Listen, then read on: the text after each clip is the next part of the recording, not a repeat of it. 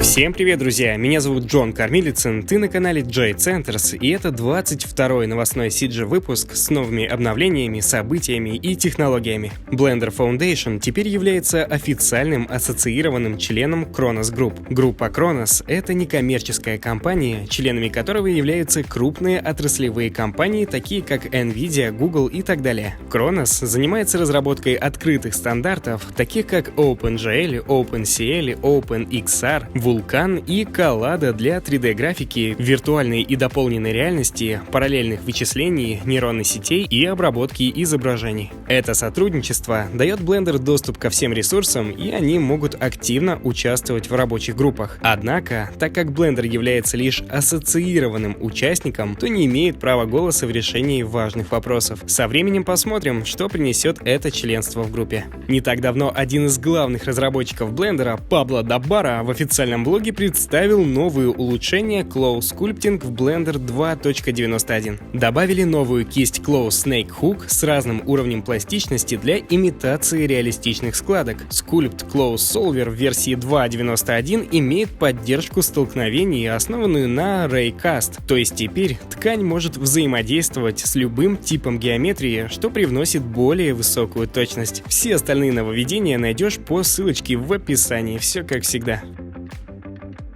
Embergen в своем дискорде представили доступ к демо-материалам для Unreal Engine 4. В настоящее время он поддерживает глубину, карты нормалей, шеститочечное освещение, векторы движения, эмиссию и комбинированный рендер. Разработчики пишут, цитирую: «Мы не предоставляем материал для работы только с этими шаблонами. Скорее даем вам примеры для работы, чтобы вы могли создавать свои собственные материалы, используя основу, которую мы для вас заложили». Вот такие дела. Выпущен плагин Voxel в версии 1.2 для Unreal. Этот инструмент позволяет разработчикам использовать возможности вокселей и создавать полностью объемные бесконечные пейзажи. В обновлении параметры воксельного графика были переработаны для упрощения использования. Включили полную поддержку сплайнов для добавления туннелей или пещер на ландшафте. Внесли noise, имитирующий эрозию ландшафта. Добавили новый инструмент No Clipping компонент для формирования безопасной территории вокруг персонажа для того, чтобы модель не проходила сквозь геометрию. Также улучшили ряд инструментов.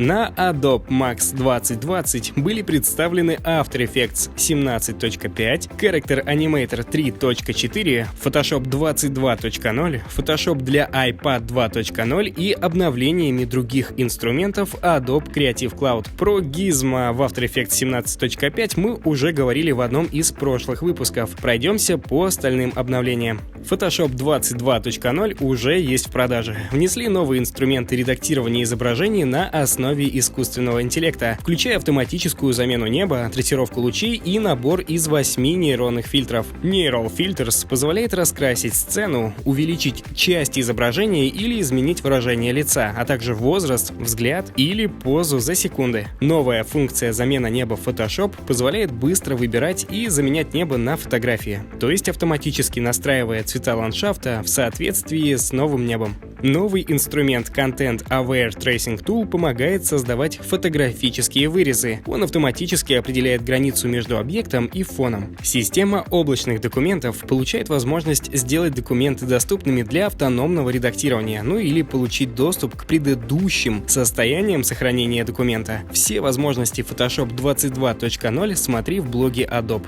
как всегда в описании.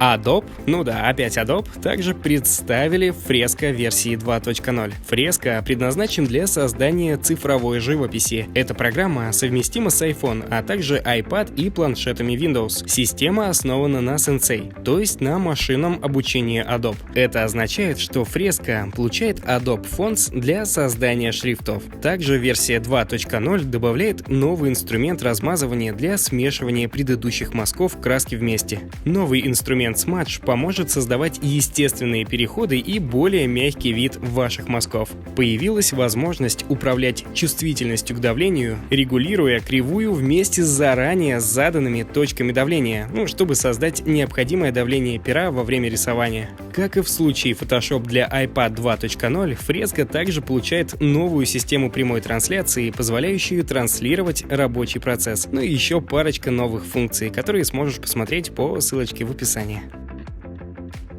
Вышла сборка Endanis с новой системой рендеринга 3D-облаков в реальном времени, также кистями для ландшафта и треками камеры. Это бесплатное программное обеспечение, предназначенное для сборки крупномасштабных миров, таких как леса, страны, горы, континенты или даже планеты. На официальном сайте имеется информация о том, что в скором времени внесут возможность создания масштабной водной системы, а именно морей, океанов и рек. Расширят инструменты для анимации и добавят функции для формирования городской среды. Ссылочка на скачивание в описании.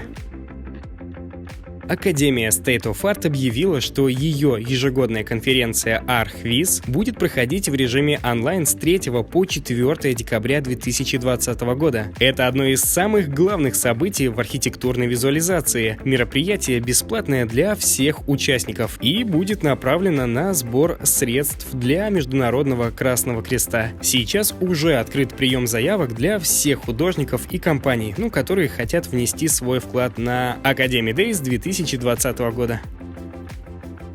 Swatchbook добавляет поддержку Substance от Adobe. Эта компания специализируется на разработке платформы для оптимизации процесса проектирования, где бренды могли бы сканировать и загружать свои собственные материалы для внутреннего сотрудничества. Проще говоря, компания занимается оцифровкой образцов материалов. Сотрудничество Swatchbook и Adobe включает поддержку более 30 тысяч материалов Substance, готовых к использованию для всех, кто получает или загружает цифровые материалы на платформу Swatchbook. Функция бесплатна для всех подписчиков этой программы.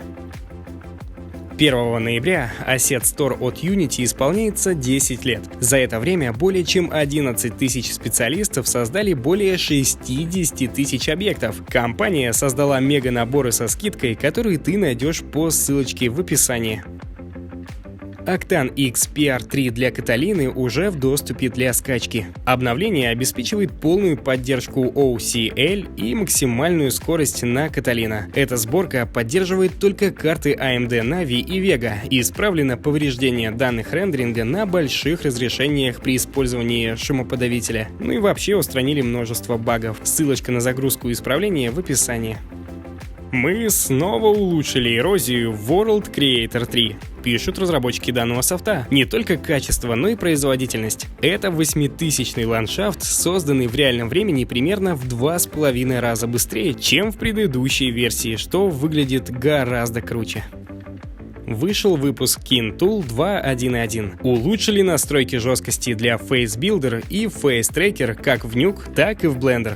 Теперь можно выбирать между различными значениями формы головы и выражения лица. Добавили новое экспериментальное текстурирование лица, переработали центрирование области просмотра и начали использовать новые интересные вещи, работающие только в Nuke 11+, что означает, что старые пакеты Nuke будут получать только обновление обслуживания, то есть исправление ошибок. Все последующие функции будут поступать только в Nuke 11 и новее. Нейронка от Nathan Shipley под названием Pixel to Style to Pixel, или PSP, основанная на архитектуре StyleGAN, позволяет создавать реальных людей из эскиза. Искусственный интеллект применяет форму лица к наиболее подходящему случайному человеку в модели StyleGAN FFHQ. Натан Шипли также выпускал нейронную сеть по созданию реальных версий картин и мультфильмов. А еще ранее экспериментировал с нейронной сетью по созданию мультяшных версий на основе реальных фото, или видео. И ты сам знаешь, где посмотреть все эти интересные нейронки. Спасибо, друзья, за просмотр. Ставьте, пожалуйста, лайк, репостите наши видосики. Спасибо вам большое, целую, обнимаю и до новых встреч.